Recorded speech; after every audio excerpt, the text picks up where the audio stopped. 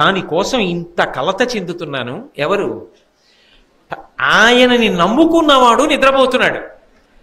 తనని నమ్ముకున్నవాడు నిద్రపోతుంటే వాణ్ణి ఎలా రక్షించాలని పరమాత్మ నిద్రమాని తిరుగుతున్నాడు. అది భగవంతుని యొక్క అనుగ్రహం. అందుకే నేనన్నా భారతంలో ఈ ఘట్టం లాంటి ఘట్టం నాకు ఇంకొకటి కనపడలేదు అన్నారు. కలలోనంతన్మున్నెరుంగని మహాకష్టాత్ముడైనట్టి దుర్బలుడాపత్ సమయంబునన్ నిజపదాబ్జాతంబు ఉల్లంబునం తలపన్ అంతని వచ్చి ఆర్తిహరుడై తన్నైన ఇచ్చున్ సునిశ్చల భక్తి భావములను భజించు వారికెటడే సంపద్విశేషోన్నతుల్ అంటుంది కుచేలుడి భార్య. కలలో కూడా భగవంతుడి పేరెత్తనటువంటి వాడు కూడా చాలా గొప్ప ఆపద సంభవించినప్పుడు అప్పటి వరకు భగవంతుడి పేరెత్తని వాడు భగవంతుణ్ణి స్మరించి ఒక్కసారి ప్రార్థన చేస్తే, శరణాగతి చేస్తే పరుగు పరుగున వచ్చి రక్షించేటటువంటి స్వభావము కలిగినటువంటి పరమాత్మ నిరంతరం ఆయన పాదములను పట్టి ప్రార్థన చేసేటటువంటి వాళ్ళని రక్షించడానికి పూనుకుని వచ్చి కాపాడడం, తనని తానైనా ఇచ్చేసుకుంటాడే. ఎప్పుడో ఒక్కసారి భక్తితో స్మరించిన వాళ్ళకి నిరంతరము ఆయన పాదములను పట్టుకున్న వాళ్ళని రక్షించడానికి ఆయన విశ్వప్రయత్నం చేసేటటువంటి వాడు కాడా అంటుంది కుచేలుడి ఇల్లాలు. అందుకని అర్జునుడి కోసం అంత పరితాపాన్ని పొందాడు మహానుభావుడు. అంత పరితాపాన్ని పొంది ఒక్క నిమిషం హంసతూలిక ఆ శిబిరంలో ఉన్న ఆసన తన యొక్క శయ్య మీద పడుకున్నాడు. నిద్ర పట్టల. మళ్ళీ లేచాడు. మళ్ళీ దారుకుణ్ణి పిలిచాడు. దారుక, రేపు నువ్వు నా రథాన్ని సిద్ధం చెయ్యాలి. ఆ రథానికి శైబ్య, సుగ్రీవ, మేఘపుష్ప, వలాహం అనబడేటటువంటి 4 గుర్రములున్నాయి. అవి కృష్ణుడు వెళ్ళేటటువంటి రథానికి పూంచుతారు. ఆ రథములకు 4 గుర్రములను కట్టు. వాటికి ముత్యాలతో కూడుకున్న బంగారు ఆభరణములను అలంకారం చేయి. తడిపి దాణా పెట్టి వాటిని సిద్ధంగా ఉంచు. రథాన్ని కట్టి పెట్టు. గరుడ ధ్వజాన్ని ఎగరవేయి. దానికి అంటే ధ్వజం మీద గరుడ చిహ్నం ఉంటుంది. అంటే సాక్షాత్ శ్రీ మహావిష్ణువు. గరుడ ధ్వజాన్ని ఎగరవేయి. నా సుదర్శన చక్రాన్ని, నా గద కౌమోదికని, నా ధనస్సు శారంగాన్ని, పాంచజన్యం ఇవన్నీ రథంలో పెట్టు. పాంచజన్యం నా దగ్గరే ఉంటుంది, వెళ్ళేటప్పుడు తీసుకెడతాను. నేను ఎప్పుడైనా యుద్ధభూమిలో పాంచజన్యాన్ని నాకు రథం అవసరమని నీకు అర్థమయ్యేటట్టుగా పూరిస్తే ఉత్తర క్షణంలో ఈ రథాన్ని తీసుకుని యుద్ధభూమిలోకి వచ్చేయి. రేపు నువ్వు నాకు సారథి, నేను యుద్ధం చేస్తాను. అంటే ఏమిటి దాని అర్థం? ఏమని ప్రతిజ్ఞ చేశాడు యుద్ధానికి వెళ్లే ముందు? నేను ఆయుధం పట్టను, ఏ ఇతర సహాయము ఉండదు, సారథ్యం ఒక్కటే చేస్తానన్నాడు. అటువంటి వాడు ఏ కారణం చేతనైనా సైంధవుడు దొరకకపోతే ఏమో అర్జునుడు ప్రతిజ్ఞ ఆపలేను, కానీ ఇక కురువీరులన్న వాళ్ళు మాత్రం మిగలడానికి వీల్లేదు. ఇక ఆఖరి క్షణంలో దునుమాడేస్తానంతే. కాబట్టి రథం వచ్చేయవలసింది. నేనే రథం ఎక్కుతాను. ఇక ప్రతిజ్ఞా భంగం అయిపోతుంది. అర్జునుడి కోసం అవసరమైతే రథం ఎక్కేస్తాను, శార్ంగం చేతిలో పట్టుకుంటాను, సుదర్శనాన్ని ప్రయోగిస్తాను, కౌమోదికిని ప్రయోగిస్తాను, నేనే యుద్ధం చేస్తాను. కాబట్టి దారుకా సిద్ధంగా ఉండు. అసలు లోకంలో భగవంతుడన్నవాడు భక్తుణ్ణి ఆదుకోవడానికి ప్రతిజ్ఞా భంగం అనేటటువంటి అపకీర్తిని కూడా పొంది ఎంత కిందకి దిగిపోతాడు అన్నదానికి ఇంతకన్నా పరాకాష్ఠ ఎక్కడుంటుంది? అందుకు కదూ భీష్మాచార్యుల వారు భాగవతంలో చెప్పుకుంటారు. మహానుభావుడు కుప్పించి ఎగసిన కుండలం బులకాంతి గగన భాగం బెల్ల కప్పికొనగా ఉరికిన నోర్వక నుదరంబులో నున్న జగముల వ్రేగున జగతి కదుల చక్రంబు చేబట్టి చనుదించురయమున పైనున్న పచ్చని పటముజార నమ్మి తినాలా ఉనగుబాటు చెయ్యకు మన్నింపుమని క్రీడి మరల తిగువ కరికి సింహంబు లంఘించు కరణి మెరసి నేడు భీష్ముని చంపుదు నిన్ను కాతు విడువు మర్జున ఎటంచు మద్ది శిఖవృష్టి తెరలి చనుదించు దేవుండు దిక్కు నాకు అని చెప్పాడు భీష్ముడు. అర్జునుడు యుద్ధం చెయ్యలేకపోతే భీష్మాచార్యుల వారితో రథం దిగిపోయి చక్రం పట్టుకుని పైనున్న ఉత్తరీయం జారిపోతుండగా ఇవాళ చంపేస్తాను భీష్ముడిని వెళ్ళిపోయాడు. ఒకసారి ప్రతిజ్ఞాభంగమే చేశాడు. తనని నమ్ముకున్న వారి కోసం పరమాత్మ అలా సిద్ధంగా ఉంటాడు. అందుకే శుద్ధ సాధులందు సురలందు శృతులందు గోవులందు విప్ర కోటియందు ధర్మ పదవి ఎందు తవిలి నాయందు వాడెన్నడలుగు నాడే హింస పొందు అంటాడు. నన్ను నమ్ముకున్న భాగవతుల జోలికెళ్ళిన వాడు బ్రతికి బట్ట కడతాడని నమ్మవద్దు అని. కాబట్టి ఇవాళ అర్జునుడి కోసం ఎంత కిందకొచ్చేస్తున్నాడంటే దారుకుణ్ణి పిలిచి రథాన్ని సిద్ధం చేయమన్నాడు. అర్జునుడు హాయిగా నిద్రపోతున్నాడు దర్భాసనం మీద. కృష్ణ పరమాత్మ అర్జునుడు పడుకున్నటువంటి గదిలోకి వెళ్ళారు. ఆయన నిద్రపోతున్నవాడు కలలో లేచాడు. అంటే శరీరం నిద్రపోతోంది, లోపల ఉన్నటువంటి తేజస్సు, లోపల ఉన్న ఆత్మ కలలో స్వప్న శరీరంతో విడివడింది. పక్కన కృష్ణుణ్ణి చూశాడు. తటిల్లుల లేచి నిలబడి కృష్ణ కూర్చో అన్నాడు. కూర్చోమ్మంటే అంత శోకంతో ఉన్నావే, ఎందుకంత బాధపడుతున్నావు, ఎందుకు కన్నుల వెంట నీళ్లు వస్తున్నాయి అర్జున? శోకంతో ఉన్నవాడికి ఆలోచన రాదు. ఆలోచన రానివాడు శత్రువుని పడగొట్టలేడు, వాడే శత్రువు చేత పడగొట్టబడతాడు. నీకింత శోకం రావడానికి కారణం ఏమిటి అని అడిగాడు. అర్జునుడు అన్నాడు కలలో. అంటే ఆ స్థితిలో అర్జునుడు ఎలా ఉన్నాడో చూడండి, కదిపితే తట్టుకోలేడు, నిజంగా నిద్రపోతున్నాడు.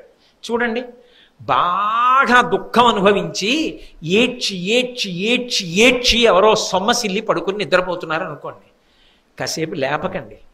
ఆ కళ్ళు వాచిపోయి ఎంత ఏడిచారో, పడుకోనివ్వండి కాసేపు. ఆ నిద్దట్లోనైనా కాస్త విశ్రాంతి పొందుతారు, అందుకని నిద్రపోనివ్వండి అంటారు. చూశారా, అంత ప్రేమ చూపించాడు, లేపలేదు. అలాగే అర్జునుణ్ణి నిద్రపోనిచ్చి, రేపు యుద్ధం చెయ్యాలి కదా, బడలికి ఉండకూడదు. అర్జునుణ్ణి నిద్రపోనిచ్చి అర్జునుడిలో ఉన్నటువంటి జీవుణ్ణి స్వప్నావస్థలో తన దగ్గరికి తీసుకున్నాడు. అందుకు మాట్లాడగలుగుతున్నాడంటే కృష్ణుడు ఇచ్చిన ప్రజ్ఞయే. కృష్ణుడి వంక చూసి, కృష్ణ నేను ఇంత శోకం ఎందుకు పొందుతున్నానో తెలుసా? నేను ఏ గురువు గారిని నమ్ముకున్నానో, ఏ ఆచార్యుడు ఇంత క్లిష్ట సమయంలో నన్ను ఆదుకోవాలో అటువంటి గురువే రేపు నాకు ఎదురు తిరిగి సైంధవుణ్ణి రక్షిస్తానని మాట ఇచ్చాడే, రేపు వ్యూహాన్ని రచిస్తాడే, ఆయనే నాతో యుద్ధానికి తలబడితే నేను వ్యూహంలోకి అసలు ఎలా ప్రవేశిస్తాను? ప్రవేశించలేనని కాదు, ఎప్పుడో అప్పుడు ప్రవేశిస్తాను, కానీ సూర్యాస్తమయం అయిపోతే ఏమిటి ఉపయోగం? ద్రోణుడే అడ్డుపడుతున్నాడే, గురువుగారే అడ్డుపడుతున్నారే, నేను ఏం చెయ్యాలి? ఎవరికి చెప్పుకోవాలి? ఇతరుల వలన బాధ కలిగితే గురువుగారికి చెప్పుకుంటారు, గురువుగారే తన బాధకి కారణమైతే ఎవరికి చెప్పుకోవాలి?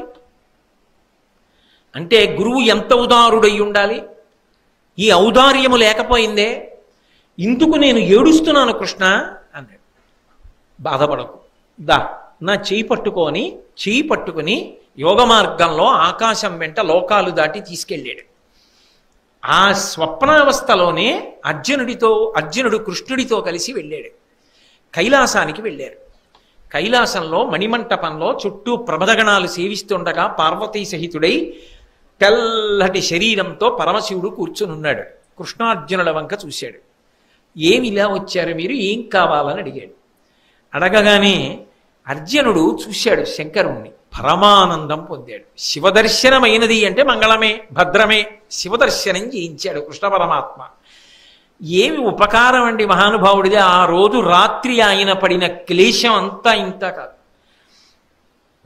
రవిశివహ్నిలోచన సురప్రతివీర విమర్దన క్రమ భువనమయాత్మక భుజగభూషణ పోషిత భక్త సంయమిస్తవన కథావధానపర దర్పకదర్పహర నిరస్త సంభవ మరణాది వైకృత అపారగుణ గుణదోషవర్జిత.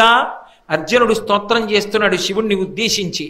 సూర్యుడు, చంద్రుడు, అగ్ని అనబడేటటువంటి మూడిటిని కన్నులుగా కలిగినటువంటి వాడా, దేవతలైనా రాక్షసులైనా విడివిడిగానైనా కలిసి వచ్చినా కూడా మర్దించగలిగినటువంటి అపారమైన పరాక్రమం ఉన్నవాడా, ఈ భువనములనన్నింటినీ నియమించగలిగినటువంటి ఈశ్వరత్వం ఉన్నవాడా, పాములను ఆభరణములుగా ధరించేటటువంటి వాడా, భక్తులను పోషించేటటువంటి గొప్ప విశాల హృదయమున్నవాడా, సాత్వికమైనటువంటి గుణములు కలిగినటువంటి భక్తులు చేసినటువంటి స్తవాన్ని విని ఆనందించేటటువంటి సౌలభ్యము కలిగినటువంటి వాడా, మన్మధుణ్ణి కాల్చినటువంటి వాడా, జననము మరణము అనేటటువంటి రెండిటిని దాటిపోయి శాశ్వతుడుగా నిత్యుడవై నిరంజుడవై నిలబడేటటువంటి లక్షణం ఉన్నవాడా, గుణములకు నిధి అయినటువంటి వాడా, గుణములు దోషములు అనబడేటటువంటి రెండిటికి అతీతమైన స్థితిలో విడిచిపెట్టినటువంటి వాడా, శంకరా నీకు నమస్కారం అని అర్జునుడు స్తోత్రం చేశాడు. చేస్తే శంకరుడు ప్రసన్నుడై, కృష్ణార్జునులారా మీరిద్దరూ ఎందుకు వచ్చారు, మీకేం కావాలని అడిగాడు. అంటే అర్జునుడు పక్కకి తిరిగి పాశుపత మంత్రసిద్ధి నాకు కావాలని అడుగు అన్నాడు. అడగగానే మీరు నాకు ఆ దివ్యాస్త్ర సిద్ధిని కటాక్షించండి, నాకు ఆ పాశుపత మంత్రసిద్ధి రావాలి అన్నాడు. పరమశివుడు నవ్వి, మీరు అలా వెడితే అక్కడ అమృతమయమైనటువంటి పద్మసరోవరం ఉంది, అంటే దాంట్లో అంత అమృతం ఉంటుంది, అందులో పద్మములు అరవిరిసి ఉంటాయి. ఆ సరోవరం లోపల నీటిలో దివ్యమైనటువంటి ధనస్సు బాణము ఉన్నాయి, వాటిని పట్టుకురండి అన్నాడు. కృష్ణార్జునులు ఇద్దరు అక్కడికి వెళ్ళారు. వెళ్ళేటప్పటికి 2 భయంకరమైన సర్పములు నీటిలో ఆ అమృతంలోంచి పైకి లేచి ఉన్నాయి. వాటి నోట్లోంచి అగ్ని జ్వాలలు వస్తున్నాయి. వాళ్ళు ఉత్తరక్షణం ఏం చేశారంటే కాళ్ళు కడుక్కొని ఆచమనం చేశారు. ఉత్తరక్షణ శౌచాన్ని ఎలా పొందొచ్చో పంచమవేదం కదూ భారతం చెప్తుంది. కాళ్ళు కడుక్కుని ఆచమనం చేశారంటే శౌచం పొందారు. యజుర్వేదాంతర్గతం కదా నమకం లాంటివి చదవాలి అంటే శౌచం ఉండాలి. అప్పుడు నమక పారాయణం చేశారు. నమకం అంటే మీరు ప్రతిరోజు అభిషేక మంత్రాల్లో వింటూ ఉంటారు కదా, నమస్తే అస్తు ధన్వనే బాహుభ్యాముతతే నమః. ఆ మంత్రములతో కూడుకున్నటువంటి నమక భాగాన్నంతటినీ జపం చేస్తూ ఆ పావుల దగ్గరికి వెళ్ళారు. ఆ పావులు ధనస్సు బాణము కింద మారిపోయి వెంటనే వాటిని చేత్తో పట్టుకుని, అంటే సామాన్యులకు చూడతరము కాదు, శరీరము శివతైజస్సుతో నిండాలి, అందుకని నమక పారాయణం చేశారు. చేసి జాయే తిప్సిత సిద్ధయే ధ్రువపదం విప్రోభిషించే శివం బ్రహ్మాండ వ్యాప్త దేహాభసిత హిమరుచాభాసమానా భుజంగై కంఠే కాళాః కపర్దాః కలిత శశికలశ్చండ కోదండహస్తాః త్రిక్షా రుద్రాక్షమాలా సులలిత వపుషశాంభవా మూర్తిభేదాః రుద్రాశ్రీ రుద్రసూక్త ప్రకటిత విభవాన ప్రయచ్చస్తు సౌఖ్యం అని కదూ. ధ్యాయే తీప్సిత సిద్ధయే, దాన్ని ధ్యానించినంత మాత్రము చేత ఈప్సితములు సిద్ధిస్తాయి. అది రుద్ర నమక చమక పాఠములకున్న గొప్పతనం. కాబట్టి ఆ నమకాన్ని జపం చేస్తూ వాళ్ళు వెళ్ళేటప్పటికి పాముల స్థానంలో ధనస్సు బాణము కనపడ్డాయి. వాటిని తీసుకుని శంకరుడి దగ్గరికి వచ్చారు. వెంటనే శంకరుడి యొక్క శరీరంలోంచి ఒక బాలుడు ఉద్భవించాడు. మహాకోపంతో ఉన్నాడు, రౌద్ర తేజస్సు. ఆ పిల్లవాడు ఈ ధనస్సుని బాణాన్ని అందుకుని వింటినారి కట్టి ఆ బాణాన్ని తొడిగి ఆకర్ణాంతం లాగుతున్నాడు. కృష్ణుడు అర్జునుడిని చూసి సావధానంగా గమనించన్నాడు. దాని మీదే దృష్టి పెట్టి అర్జునుడు గమనిస్తున్నాడు. శంకరుడు అనుగ్రహించాడు మంత్రసిద్ధిని. అనుగ్రహించి ఆ బాణాన్ని ధనస్సుని ఎక్కువ పెట్టడం చూపించి మళ్ళీ అర్జునుడికి ఇచ్చేశాడు. ఆ పిల్లవాడు శివుడిలోకి వెళ్ళిపోయాడు. నీకు మంత్రసిద్ధి కలిగింది, నేను అనుగ్రహించాను. ఇప్పుడు నీకు పాశుపత మంత్ర సిద్ధి నీ చేతిలో ఉంది. నీ ముందు నిలబడగలిగిన వారు ఉండరు. ఇప్పుడు తుత్తునియల కింద కొడతావు, ఎన్ని వేల మంది ఎన్ని లక్షల మంది ఎదురు నిలబడిన.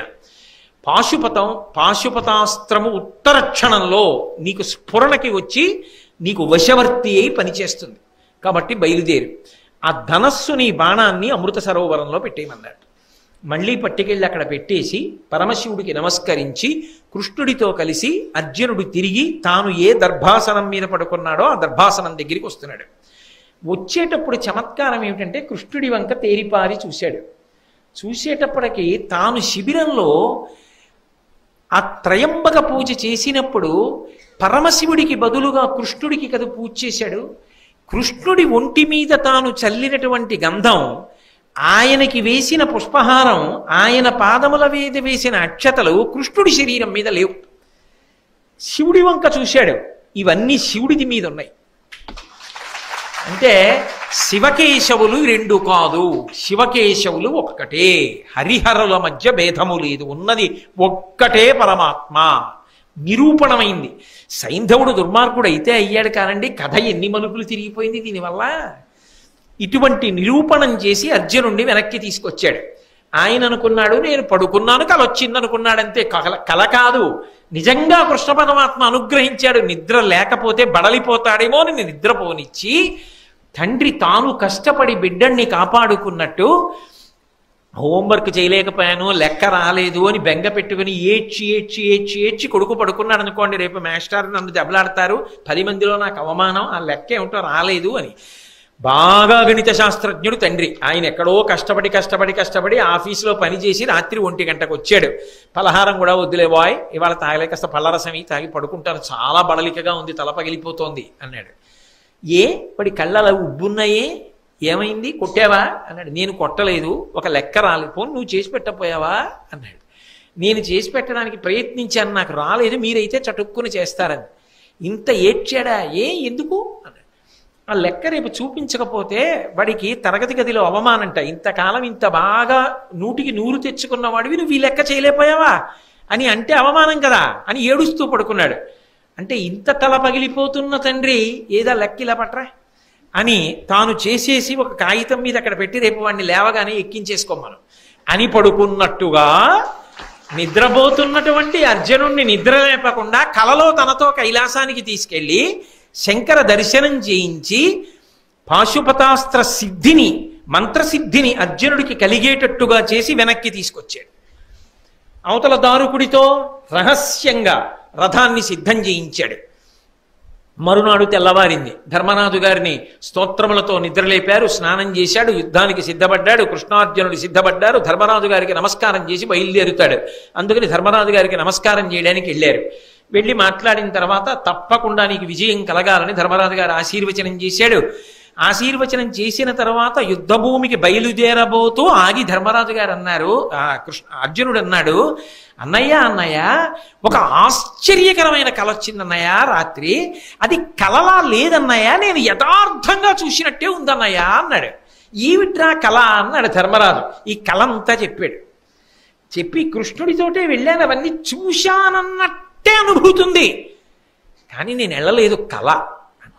కృష్ణుడు అవును కలే అనో నవ్వు నవ్వాడు.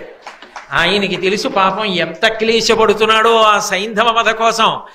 పైకి శల్యుళ్ళ ఓ మాట, దిక్కుమాలిన ప్రతిజ్ఞలు నువ్వు ఎవడ చేయమన్నాడు అంటే తను ఆ శల్యుడైపోడు. ఎంత కడుపులో పెట్టుకు కాసుకుంటున్నాడో చూడండి. అది పెద్దరికం అంటే, అది రావాలి మనిషికి. కాబట్టి ఇప్పుడు యుద్ధానికి బయలుదేరారు. అటు ద్రోణాచార్యుల వారు తక్కువ తిన్నాడా? ఆయన అద్భుతమైనటువంటి శకట వ్యూహాన్ని పన్నాడు. శకట వ్యూహం మధ్యలో పద్మవ్యూహాన్ని పన్నాడు. ఆ పద్మవ్యూహం మధ్యలో సూచీ వ్యూహాన్ని పన్నాడు. ఈ సూచీ వ్యూహాన్ని సైనిక ముఖం వరకు పన్నాడు. ఇటు ఒకే రోజు శకట వ్యూహంలో, పద్మవ్యూహంలో సూచీ వ్యూహం. ఇప్పుడు దీని ముఖం దగ్గర తనని దాటితేనే లోపలికి వెళ్ళడం. తానే చతురంగ బలాలతో ఎదురు నిలబడ్డాడు. ఈ సైంధవుణ్ణి మధ్యలో నిలబెట్టలేదు, చిట్ట చివరికి నిలబెట్టాడు.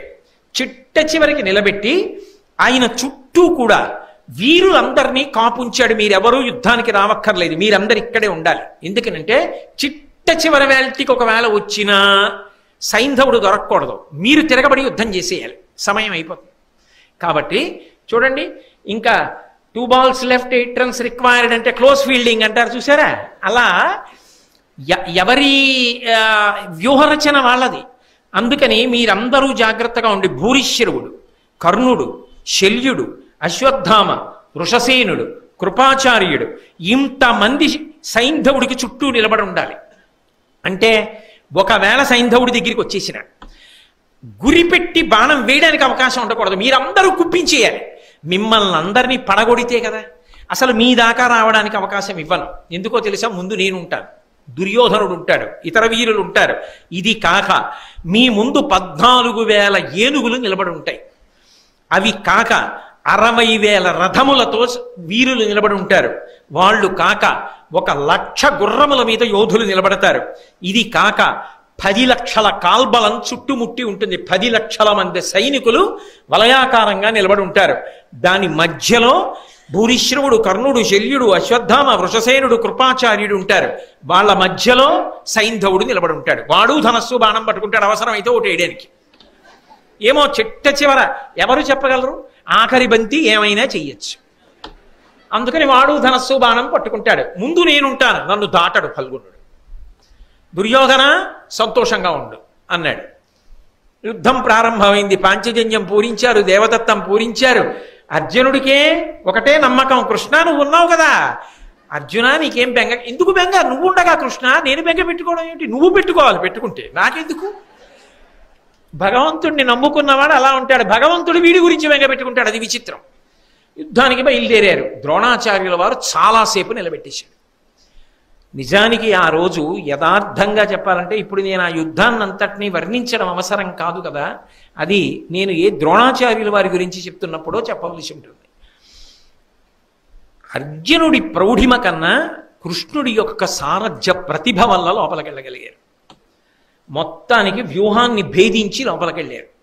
లోపలికి వెళ్ళిన ఆ రోజు జరిగినటువంటి యుద్ధం ఎంత దారుణమైన యుద్ధం అంటే, అర్జునుడి యొక్క రథానికి కట్టినటువంటి గుర్రములు సామాన్యమైనవి కావు, అగ్నిదత్తములు. అటువంటి గుర్రములు బడలిపోయాయి. అవి నీళ్లు తాగి నీటి చేత ఒళ్ళంతా తడిపితే తప్ప అవి మళ్ళీ యుద్ధానికి పరిగెత్తలేవు. అర్జున గుర్రములు బాగా బడలిపోయాయి. వాటిని తడపడానికి నీళ్లు లేకపోవచ్చు, కానీ ఉలవలతో కొంత దాణా పెట్టాలి, నీళ్లు పట్టాలి. నీరెక్కడైనా దొరికేటట్టు చేయగలవా అన్నాడు కృష్ణుడు. అంటే ఉత్సాహాన్ని పరిశీలించాడు. ఎలా ఉన్నాడు చూద్దాం, మరి ద్రోణుణ్ణి దాటేటప్పటికే సమయం పట్టేసింది కదా, బావా బెంగపెట్టుకోకు అని దివ్యాస్త్ర ప్రయోగం చేసి వెంటనే అక్కడో సరోవరాన్ని ఏర్పాటు చేశాడు. రథాన్ని ఆపి గుర్రాల్ని విప్పి వాటికి దాణా పెట్టి నీళ్లు పట్టి ఒళ్ళంతా కడిగి కృష్ణుడు ఎవరి కోసం, ఏమి కర్మ అండి పరిపూర్ణావతారానికి. ఒక సారథి అర్జునుడు అక్కడ నిలబడితే గుర్రాలు ఇప్పుకుని నీళ్లు పట్టి దాణా పెట్టుకుని వాటికి నీళ్లు పోసి వాటిని సముదాయించి ఒళ్ళు తుడిచి మళ్ళీ కట్టి బావా ఎక్కని తానెక్కి ఎవరి కోసం అండి ఆ కష్టం. అంటే భగవంతుణ్ణి నమ్మి ఉండగలగాలి, కానీ మన కోసం ఆయన దిగినంతగా ఎవ్వరూ దిగి రాలేరు. నిరూపణమైంది భారతంలో. వాటికి నీళ్లు పట్టి దాణా పెట్టి కట్టి మళ్ళీ రథం ఎక్కించి యుద్ధం ప్రారంభమైంది. రివీర భయంకరుడై యుద్ధం చేస్తున్నాడు అర్జునుడు. దుర్యోధనుడికి ఎక్కడ లేని కోపం వచ్చింది. ద్రోణాచార్యుల వారి దగ్గరికి వెళ్ళాడు. మీరు ఇవాళ నన్ను మన్నించవలసి ఉంటుంది, నేను సమయం దాటినా కూడా. కాబట్టి ద్రోణాచార్యుల వారి దగ్గరికి దుర్యోధనుడు పరిగెత్తుకెళ్ళాడు. మీరు వ్యూహానికి ప్రారంభంలోనే ఉండి కూడా ఆపకుండా వదిలిపెట్టేశారు అర్జునుణ్ణి. హరివీర భయంకరుడై చొచ్చుకొచ్చేస్తున్నాడు, ఎలా ఆపగలను నేనని అడిగాడు. వెంటనే ద్రోణాచార్యుల వారు అన్నారు, నేను వెనక్కొచ్చి అర్జునుడిని అటకాయించగలను, కానీ నేను లోపలికి వచ్చేసానా మొత్తం పాండవ సైన్యాల లోపలికి వచ్చేస్తాయి. వచ్చేస్తే అర్జునుడికి ఆసరా దొరుకుతుంది. అర్జునుడిని ఒకడిగా ఉంచాలంటే, మిగిలిన సైన్యాన్ని అటకాయించాలంటే నేను ఇక్కడ ఉండాలి. కృష్ణ సారథ్య ప్రతిభ అర్జునుడు దాటిపోయాడు. కానివ్వండి, మీరు అడ్డుకోండి అర్జునుడిని, లోపల దాకా సైంధవుడి దాకా వెళ్ళనివ్వకండి అన్నాడు. ఎలా అడ్డుకోను, ఆయన యొక్క ప్రతాపం ముందు నేను ఎక్కడ నిలబడగలను అన్నాడు. నువ్వేమి బెంగపెట్టుకోకు. ఒకప్పుడు చతుర్ముఖ బ్రహ్మగారు ఇంద్రుడికి అనుగ్రహించి ఒక దివ్యమైనటువంటి మంత్రముల యొక్క శక్తిని నింపగలిగిన కవచ విద్యనిచ్చాడు. అది ఇంద్రుడు అంగిరసుడికి ఉపదేశం చేశాడు. అంగిరసుడు బృహస్పతికి ఉపదేశం చేశాడు. బృహస్పతి అగ్నివైశ్యుడికి ఉపదేశం చేశాడు. అగ్నివైశ్యుడు నాకు ఉపదేశం చేశాడు. నా దగ్గర ఆ శక్తి ఉంది. నేను ఆ మంత్రముల చేత ఈ కవచాన్నంతటినీ కూడా నింపేస్తాను. ఇదిగో ఈ బంగారు కవచం ఇస్తున్నాను, ఇది కట్టుకో. అర్జునుడు గాంధీవానికి తొడిగి బాణములు విడిచిపెట్టినా కూడా నిన్ను చెనకవు. ఇప్పుడు యుద్ధం చెయ్యి అన్నాడు. దుర్యోధనుడు ఆ కవచాన్ని ధరించి అర్జునుడి మీదకి యుద్ధానికి వచ్చాడు. అర్జునుడు గాంధీవానికి బాణములు సంధించి పుంఖానుపుంఖలంగా విడిచిపెడుతున్నా సరే నిరుపయోగములై పడిపోతున్నాయి. ఆశ్చర్యపోయాడు అర్జునుడు, ఏమిటి దుర్యోధనుడిని దాటలేకపోతున్నాం, ఇంత గొప్ప యుద్ధం చేసేస్తా, కావలసింది సమయం అయిపోవాలి, ఇంత గొప్ప యుద్ధం ఎందుకు చేస్తున్నాడు అన్నాడు. అంటే కృష్ణుడు అన్నాడు, నీ పిడికిలి వంక చూసుకున్నావా, అసలు పూర్వపు శక్తి ఉందా, వెయ్యగలుగుతున్నావా బాణాలు వెయ్యవలసిన దిశకి, ఎందుకు నీకు తడబాటు వస్తోంది, అమాయకమైన జంతువులా నేను, గురులు తప్పి నువ్వు తయారయ్యామా ఏమి, పరిశీలించుకో అన్నాడు. అంటే ఉత్సాహాన్ని రేకెత్తించాడు. అప్పుడు అర్జునుడు అన్నాడు, ఓ నా దోషం కాదు, ఆ కవచంలో ఉంది తేడా, బహుశः మా గురువు గారు ఇచ్చి ఉంటారు. ఒక్క గురువు గారికి తప్ప ఇటువంటి శక్తులు అన్యులకు సాధ్యం కాదు. ఇది మంత్రపూరితం ఈ కవచం. ఈ కవచాన్ని 3 లోకాల్లో ఉన్న వాళ్ళు భేదించలేరు. ఈ కవచాన్ని భేదించగలిగినటువంటి బాణములు నా దగ్గర ఉపదేశం అయి ఉన్నాయి, అస్త్రం. దాన్ని ప్రయోగించి ఆ కవచాన్ని భేదిస్తానని ప్రయోగించాడు. ఇది గురుపుత్రుడు అశ్వత్థామ కనిపెట్టాడు. కనిపెట్టి ఆయన వేసిన అస్త్రాన్ని వమ్ము చేశాడు. దుర్యోధనుడు ఇంత గొప్ప కవచం గురువు గారు ఇచ్చారు, నిజానికి ఆపేయగలడు ఆ రోజున అర్జునుడిని. కానీ అర్జునుడి మీదకి యుద్ధానికి వెళ్ళడంలో అర్జునుడు ఏం చేశాడంటే ఒక తెలివైన మార్గాన్ని ఎంచుకున్నాడు. కవచం మీద కొట్టి ఉపయోగం లేదు. రథాన్ని గుర్రాల్ని ఒక్కసారే పడగొట్టి నేల మీద పడబోతున్నటువంటి దుర్యోధనుడి యొక్క అరిచేతులన్నీ బాణముల చేత కుప్పించేశాడు. ఆ అరిచేతులన్నీ నెత్తురుడిపోయి, ఏమి గురువు గారు ఏదో మంత్రం అన్నాడు, కవచం అన్నాడు, ఇచ్చాడు, ఏమిటి ఇలా కొట్టేశాడు, అరిచేతులన్నీ నిప్పెట్టేస్తున్నాయి, ఇలా బాణాలు కొట్టాడు, ఎందుకు పనికి వచ్చింది నాకు ఈ దిక్కుమాల కవచం అని ఆ కవచం విప్పి అవతల బారేసి ఇంకో కవచం కట్టుకున్నాడు. అలా కట్టుకోగానే శక్తి పోయింది, నిగ్రహించాడు అర్జునుడు, ఆపి లోపలికి వెళ్ళాడు. భయంకరమైన యుద్ధం జరుగుతోంది. అసలు సైంధవుడి దాకా ప్రవేశించడం కష్టమైపోయింది. సూర్యాస్తమయం అయిపోతోంది, దిగిపోయాడు సూర్యభగవానుడు. ఇంకా ఎర్రటి కాంతులు వచ్చేస్తున్నాయి. అసలు ఆ స్థితిలో ఎలా ఉంటుందో మీరు ఆలోచించండి. అటువంటప్పుడు ఇక ఆఖరణ కొద్ది నిమిషములు మాత్రమే మిగిలి ఉంది. ఎట్టకేలకి ఇంత మందిని అసలు ఆగకుండా బాణములు రెండు చేతులతో ప్రయోగిస్తూ పడగొడుతూ కృష్ణ సారథ్య ప్రౌఢిమ చేత సైంధవుడు ఉన్నటువంటి వలయం దగ్గరికి వెళ్ళి సైంధవుడి మీద బాణప్రయోగం మొదలుపెట్టాడు. సైంధవుడు బాణాలు వేస్తున్నాడు. సైంధవుడు ఎక్కడ దొరికిపోతాడోనని మొత్తం ఈ ఎవరెవరిని ద్రోణాచార్యులు వారు కాపుంచాడో ఆ కర్ణుడు, అశ్వత్థామ, కృపాచార్యుడు, బాహ్లికుడు అందరూ ఒక కుమ్మడి బాణాలు వేసేశారు అర్జునుడి మీద. ఆయనకి అసలు సైంధవుడి వైపు గురిపెట్టడానికి ఇంకా అవకాశం దొరకల. కానీ వీళ్లతో యుద్ధం చేస్తే సూర్యాస్తమయం అయిపోతుంది, దిగిపోతున్నాడు భానుడు. ఏదో కొద్ది నిమిషముల వ్యవధి ఉందంతే. ఇంకా ఎలా దొరుకుతాడు సైంధవుడు? అసలు మళ్ళీ వెళ్ళిపోయాడు ఆ మధ్యలోకి, ఇక గురికి కూడా దొరకట్లేదు.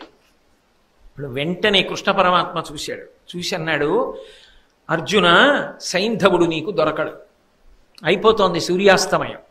సైంధవుడు దొరకాలంటే ఒకటే ఒక్క ఆలోచన ఉంది. ఏమిటో తెలుసా? ఇనమండలంబు మరవడను నిరించత దమము పండవోత్తమ, అది గృంకిన చందమైన సైంధవుడును కౌరవ యోధులు కడుం ప్రమదమునన్.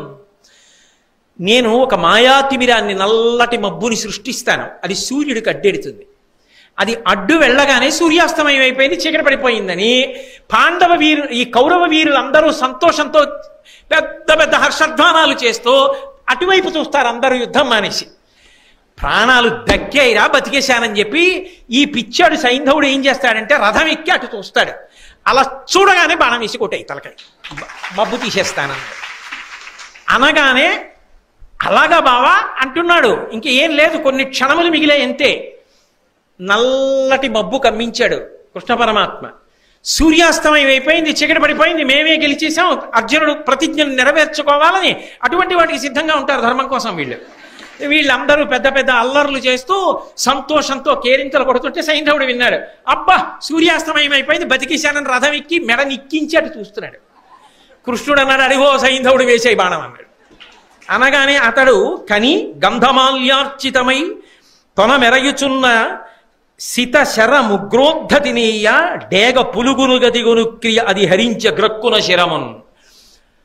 వెంటనే అర్జునుడు తన అక్షయ బాణతూణీరంలో గంధాన్ని రాసి పుష్పాల చేత అక్షతల చేత అర్చన చేయబడి గురి తప్పనటువంటి ఒక భయంకరమైన బాణాన్ని గాంధీవానికి సంధించి విడిచిపెడితే ఎక్కడి నుంచో వచ్చినటువంటి డేగ చిన్న పిట్టనెత్తుకుపోయినట్టుగా సైంధవుడి యొక్క తలని తరిగేసి, తరిగేయగానే మబ్బు తప్పుకుంది, మళ్ళీ సూర్యోదయం అయింది. ఇంకా ఉంది కాలం, సూర్యాస్తమయం అవ్వలేదు. సూర్యాస్తమయంలో తేడా ఏం చేయలేదు. ఓ నల్ల మబ్బు అడ్డొచ్చింది, అది వాళ్ళు గమనించలేదు, చీకటి పడిపోయింది, అస్తమయం అయిపోయింది అనుకున్నారు. ఇప్పుడు ఆ మబ్బు తప్పింది, కొద్ది క్షణాల వ్యవధి మిగిలింది. అయ్యో ఇంకా అవ్వలేదు సూర్యాస్తమయం, సైంధవుడేడు అన్నారు. ఇంకేం సైంధవుడు కింద పడిపోయాడు, తలకాయ పైన ఉంది. వెంటనే కృష్ణుడు అన్నాడు, శౌరి పార్థ పార్థ, సైంధవు తల ఇలబడిన నొప్ప అది అభంబునంద నిలువచేయు, ఏను నీకిరింగించదా తెరంగు తెలియనడిన అతడు. పార్థ పార్థ, ఏమి రచనండి నిజంగా. ఆర్తి కలిగినప్పుడు ఒక్క మాట పార్థ అనరు. నాకు ఏదో ఆర్తి కలిగింది అనుకోండి, రే షణ్ముఖ షణ్ముఖ అంటే మా అబ్బాయిని. అలా శౌరి పార్థ పార్థ, అర్జున అర్జున, ఆ తల కింద పడిపోకూడదు, దాన్ని అలాగే పైనే ఆకాశంలో ఆడు బాణాలతో అన్నాడు. అనేటప్పటికీ అదేమిటి కిందెందుకు పడకూడదు అని బాణంతో కొట్టి ముందుకు తీసుకెళ్ళా, బాణంతో కొట్టి వెనక్కి తీసుకురాను, బాణంతో పైకెత్తా, బాణంతో కింద పడయ్యా. ఆకాశంలో బంతులాడుతూ సూర్యాస్తమయం అవ్వలేదుగా, క్రౌర్యంతో వీళ్ళు విజృంభించారు. వీళ్ల బాణములకు మళ్ళీ ప్రతీకారం చేస్తూ అలాగే ఆడుతున్నాడు. ఆడుతూ ఆడుతూ ఆయన అన్నాడు, ఎందుకయా ఈ సైంధవుడి తల ఎందుకు కింద పడకూడదు కృష్ణ, ఎంతసేపు నేను ఇలా బతులాడాలి చెప్పన్నాడు. ఆయన అన్నాడు, ఈ తల పొడమింపడని కాతని తొడ మీద వైచున్నది, ఆ పని విఖ్యాతంబగు పాశుపతము చేతనయగుగాక యొంట చెల్లునే మనకున్. నిన్ను కైలాసానికి తీసుకెళ్లి పాశుపత మంత్ర సిద్ధి కల్పించడానికి కారణం అర్జున ఇప్పుడు చెప్తున్నాను. ఈ సైంధవుడు వృద్ధక్షత్రుడు అనబడేటటువంటి ఒక మహావీరుని యొక్క కుమారుడు. ఆయన గొప్ప తపస్సు చేసి వీడిని కన్నాడు. వీడు చిన్నతనంలో తిరుగుతుండగా అశరీరవాణి పలికింది. ఈ పిల్లవాడు యుద్ధం చేస్తున్నప్పుడు, అంటే పెద్దవాడైన తర్వాత యుద్ధం చేస్తున్నప్పుడు యామరపాటులో ఉండగా తల త్రుంచబడుతుంది అని పలికింది అశరీరవాణి. యామరపాటులో ఉండగా అంటే యుద్ధం లేకుండా ఏదో ఇతర విషయం మీద దృష్టి పెట్టి ఉండగా, యామరపాటులో ఉండగా తల తగిలిపోతుందని కదా. అలా నా కొడుకు మరణిస్తాడా, అలా ఎవడైనా చంపితే వాడి తల 100 వ్రక్కలగుగాక అని వృద్ధక్షత్రుడు చెప్పించాడు. ఇప్పుడు ఆ తల కింద పడిపోతే, ఎవరి బాణము వలన తల కింద పడిపోతుందో వాడి తల 100 వక్కలైపోతుంది. ఇప్పుడు వీడి తల కింద పడితే నీ తల పగిలిపోతుంది 100 వక్కల కింద. నీకు తెలియదు ఈ విషయం. సైంధవుడి తల తరుగుతానన్నావు అంతే, తల తరిగి వదిలేసావా నీ తల కూడా పేలిపోతుంది. కాబట్టి అది కింద పడకూడదు, ఆకాశంలో బత్తులాడమన్నా. ఇప్పుడు అది ఎక్కడ పడాలి అంటే ఎక్కడో శమంతక పంచకంలో కూర్చుని జపం చేసుకుంటున్నాడు వీళ్ళ తండ్రి. ఏ దుర్మార్గమైన శాపాన్ని లోకానికి ఇచ్చాడో ఇట్లాంటి కొడుకుని కని ఆయన ఒళ్ళోనే ఈ తల పడేటట్టుగా పాశుపతాస్త్రాన్ని ప్రయోగించు, అదొక్కటే ఆ తల పట్టుకెళ్ళి అక్కడ పడేటట్టు చేస్తుంది. జపం చేసుకుంటున్న వాడి ఒళ్ళో ఏదో దబ్బున పడేటప్పటికి ఇలా చూస్తాడు, నెత్తురోడుతూ ఉంది కదా, కొడుకు తల అనుకోడు, ఛై అని ఇలా కింద పడేస్తాడు. ఎవరు తల కింద పడేశాడో వాడి తల వక్కలైపోతుంది, వృద్ధక్షత్రుడి యొక్క తల పగిలిపోతుంది, తండ్రి కొడుకు పోతారు. కాబట్టి మళ్ళీ వాడు పగబట్టకుండా పోతుంది. పాశుపతాస్త్రాన్ని ఇప్పుడు ప్రయోగించు, అది వెళ్ళి ఆ కొడుకు శిరస్సు తండ్రి ఒళ్ళో పడేట్టు చేస్తుంది. వెంటనే పాశుపతాస్త్రాన్ని అభిమంత్రించాడు. బాణము వెంట బాణము, బాణము వెంట బాణము, బాణము వెంట బాణము దాన్ని తోసుకుంటూ శమంతక పంచకానికి తీసుకెళ్లి ఆశ్రమంలో జపంలో ఉన్నటువంటి వృద్ధక్షత్రుడి యొక్క ఒళ్ళో పడేటట్టు కొట్టింది పాశుపతాస్త్రం. చటుక్కున కళ్ళు తెరిచి చూసి చెయ్యి తలని పక్కన పడేశాడు. పక్కన పడైగానే సైంధవుడి తల కింద పడగానే వృద్ధక్షత్రుడి యొక్క తల వ్రక్కలైపోయి ఆయన మరణించాడు. సూర్యాస్తమయం అయిపోయింది. ఏడుస్తూ దుర్యోధనాదులు ఇతర వీరులు మనం సైంధవుణ్ణి దక్కించుకోలేకపోయాం, పాండవులు ప్రతిజ్ఞ నెరవేర్చుకున్నాడు, అర్జునుడు నెరవేర్చుకున్నాడని చెప్పి ఏడుస్తూ వాళ్ళింటికి వెళ్ళిపోయారు. సంతోషంగా కృష్ణుడితో కలిసి అర్జునుడు వెళ్ళిపోయాడు. అర్జున, ఎంత గొప్ప యుద్ధం చేశావయ్యా, ఇవాళ తిరిగి వెడుతున్నప్పుడు చూడు పీనుగుల పెంటలు, ఎంతమందిని పడగొట్టావయ్యా ఇవాళ నీ గాంధీవంతో అని అర్జునుణ్ణి పొగుడుతూ కృష్ణుడు తీసుకెళ్ళాడు. అది ఆయన గొప్పతనం. ఇద్దరు వెళ్ళి ధర్మరాజు గారికి నమస్కారం చేశారు. చేస్తే ధర్మరాజుతో కృష్ణుడు అన్నాడు, చూశావా నీ తమ్ముడు ఎంత అరివీర భయంకరుడో, శపథం చేశాడని భయపడ్డావు, సాయంకాలం లోపల సూర్యాస్తమయం లోపల కొట్టేశాడా లేదా సైంధవుణ్ణి అన్నాడు. ధర్మరాజు గారు అన్నాడు, నా తమ్ముడు కొట్టాడో నువ్వు వెనక ఉంటే కొట్టాడో నాకు తెలియదు అనుకోకు కృష్ణ, నువ్వు మా పాలిట దైవం, నువ్వు లేని నాడు మాకు ఈ శుభ పరంపరలు ఎక్కడ దొరుకుతాయని కృష్ణుణ్ణి కీర్తించాడు. కృష్ణార్జునులు ఇద్దరూ ధర్మరాజు గారికి నమస్కారం చేశారు. ఇన్ని మలుపులు తిరిగినటువంటి ఈ సైంధవ వధలో కృష్ణ పరమాత్మ ఒక రాత్రి నిద్ర కూడా వదిలిపెట్టి అర్జునుణ్ణి కైలాసానికి తీసుకెళ్లి మంత్రసిద్ధిని ఇప్పించి శివకేశవ అభేదాన్ని నిరూపణం చేసి అంత గొప్పగా వ్యూహాన్ని భేదించి పాశుపత మంత్రాన్ని స్ఫురణకి తెచ్చి వృద్ధక్షత్రుడి శాపం వల్ల సైంధవుడి తల కింద పడితే ప్రమాదం జరుగుతుందని పాశుపతంతో మళ్ళీ ఆ తల వెళ్ళి తండ్రి ఒళ్ళో పడేటట్టు కొట్టించాడు. కాబట్టి మహానుభావుడు అర్జునుడు బ్రతకగలిగాడు. తనని నమ్ముకున్న వారిని ఎంత కాపాడతాడో, భక్తుల్ని కాపాడడానికి కృష్ణ పరమాత్మ ఎంత కష్టపడతాడో మనం తెలుసుకోవడానికి అద్భుతమైన సాధనం. ఇటువంటి కథ విన్న తర్వాత, ఇంత సంతోషాన్ని పొందిన తరువాత మనం ఆ కృష్ణ పరమాత్మని సేవించకుండా, ఆయన పట్ల భక్తితో నమస్కారం చెయ్యకుండా నిజంగా ఎలా ఉండగలం? అంత గొప్ప గాథ సైంధవ వధ. సైంధవుడు చిన్న పాత్ర, చిన్న మెరుపు అయిన భారతంలో మనుష్యులు నేర్చుకోవలసిన అనేక విషయాలని ప్రబోధించడమే కాకుండా అన్యాపదేశంగా ఆయన అర్జునుడి విషయంలో ఇంత కీలకమైన మలుపులు తిప్పాడు. అందుకే మహాభారతాంతర్గతమైనటువంటి ఈ సైంధవ వధ అంత గొప్పదైంది. మనందరం కూడా కృష్ణ పరమాత్మకి అనేక వేల నమస్కారములు చేస్తూ ఇంత గొప్ప కృష్ణ సౌలభ్యాన్ని మీరందరూ విన్నారు కనుక ఒక 2 రోజుల పాటు సంతోషంగా మీరందరూ ఉత్సవాలు చేసుకోవడానికి అవకాశం ఇస్తూ సెలవు ప్రకటిస్తున్నాను. ప్రవచనానికి సోమవారం మంగళవారం ప్రవచనం ఉండదు. బుధవారం నుంచి మరి ఉత్సవం చేసుకోవద్దు. సైంధవుడు పడిపోయిన తర్వాత కృష్ణుడు అంత విజయం సాధించిన తర్వాత కూడా రేపు నేను ప్రవచనం చేస్తానన్నాను అనుకోండి, మాకు ఉత్సవం చేసుకునే సమయం ఇవ్వవా అని మళ్ళీ మీరే నా మీద తిరగబడతారు. అందుకని మీరు సంతోషంగా గడపడానికి మీకు సమయాన్ని ఏర్పాటు చేస్తూ మళ్ళీ బుధవారం నాడు కలుసుకున్నప్పుడు ప్రతి మనిషి జీవితంలో తెలుసుకోవలసిన అద్భుతమైన విషయములను ఆవిష్కరించిన మహానుభావుడు, ఎవరి పేరు చెప్తే కృష్ణ పరమాత్మ పరవశించిపోతాడో అటువంటి విదురుడి గురించి చెప్పడాన్ని ప్రారంభం చేస్తాను. మంగళాశాసన పరై మదాచార్య పురోగమై సర్వైశ్చ పూర్వైరాచార్యై సత్కృతాయాస్తు మంగళం. మంగళం కోసలేంద్రాయ మహనీయ గుణాత్మనే చక్రవర్తి తనూజాయ సర్వభౌమాయ మంగళం. ఉమాకాంతాయ కాంతాయ కామితార్థప్రదాయినే శ్రీగిరీశాయ దేవాయ వలినాథాయ మంగళం. సర్వం శ్రీ ఉమామహేశ్వర పరబ్రహ్మార్పణమస్తు. స్వస్తి.